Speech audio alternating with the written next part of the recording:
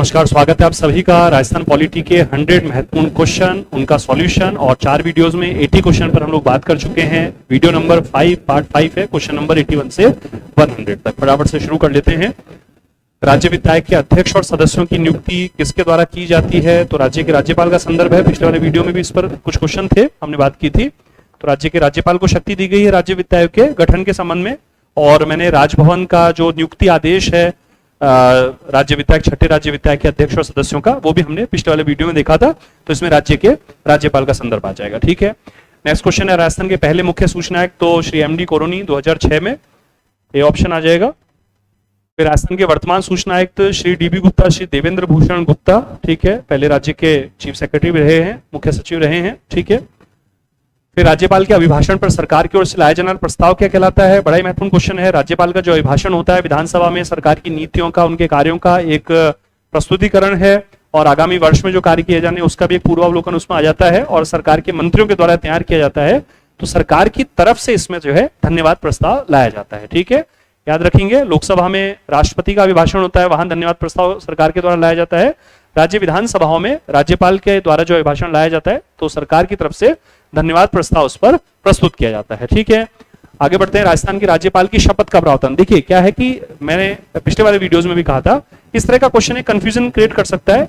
राजस्थान के राज्यपाल की शपथ से रिलेटेड कोई कॉन्स्टिट्यूशन में अलग से प्रोविजन नहीं दिया गया, कॉन्स्टिट्यूशन में राज्यपालों की शपथ का प्रावधान दिया गया। ठीक है, अब उसमें राजस्थान के राज्यपाल भी शामिल हो जाएंगे, महाराष्ट्र के राज्यपाल भी शामिल हो जाएंगे, उत्तर प्रदेश के राज्यपाल भी शामिल हैं, तमिलनाडु के राज्यपाल भी उसमें शामिल हैं। ठीक है, तो राजस्थान के राज्यपाल की शपथ का प्रावधान, ये एक कंफ्यूजन करने के लिए लैंग्वेज हमने यहां लिखी है। ठीक है, तो आर्टिकल 159 जो है वो शपथ से रिलेटेड है। ठीक है, याद रखेंगे।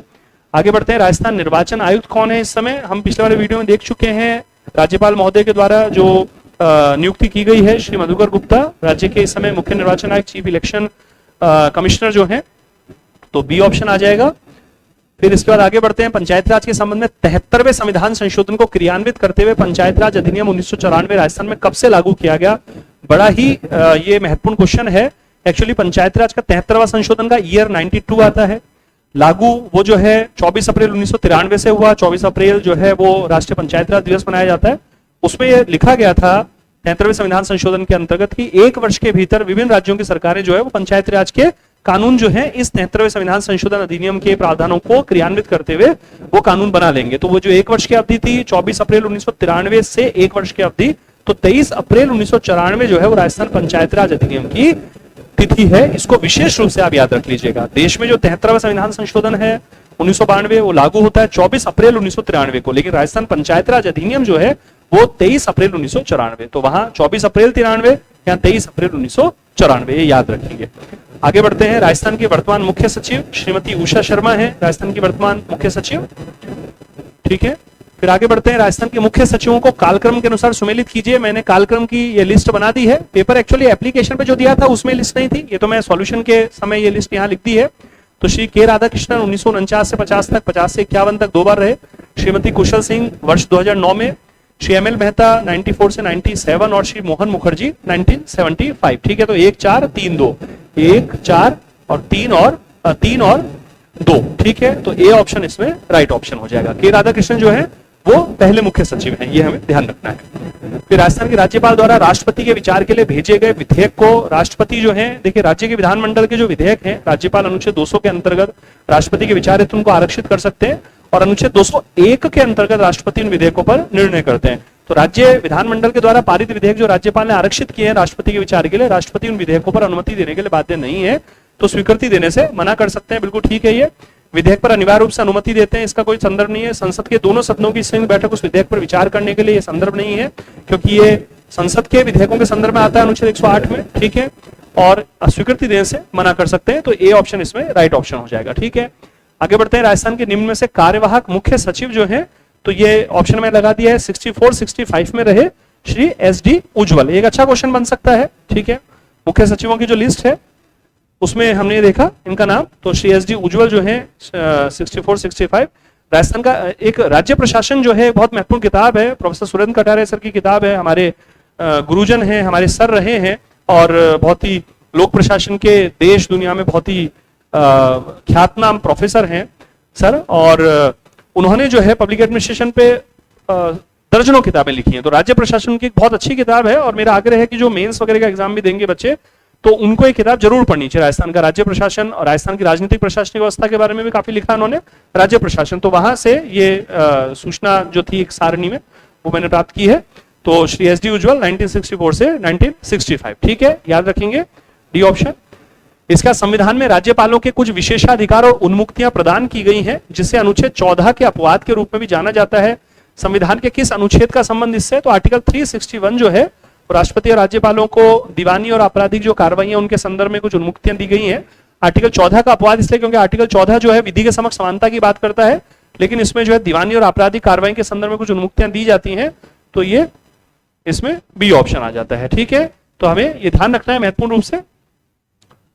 फिर सही कथन का चयन कीजिए। राजस्थान की पहली महिला मुख्य सचिव श्रीमती कुशल सिंह, बिल्कुल, वर्ष 2009 में। राजस्थान की वर्तमान मुख्य सचिव श्रीमती उषा शर्मा, बिल्कुल ठीक। श्री के राधाकृष्णन राजस्थान के पहले मुख्य सचिव, बिल्कुल ठीक। और श्री बी एस मेहता राजस्थान में सर्वाधिक लंबी अवधि तक मुख्य सचिव के पद पर कार्यरत रहे, 1958 से 64, ये मैंने यहां लिख भी दिया है, ठीक है। तो हमें याद रहेगा। तो उपरोक्त सभी है ये, डी ऑप्शन इसमें राइट ऑप्शन, ठीक है। आगे बढ़ते हैं। राजस्थान में शासन सचिवालय की स्थापना 1949 में की गई है। शासन सचिवालय की स्थापना, आगे बढ़ते हैं, मुख्यमंत्री सचिवालय की स्थापना 1951 में, जो पिछले वाले पार्ट में क्वेश्चन था।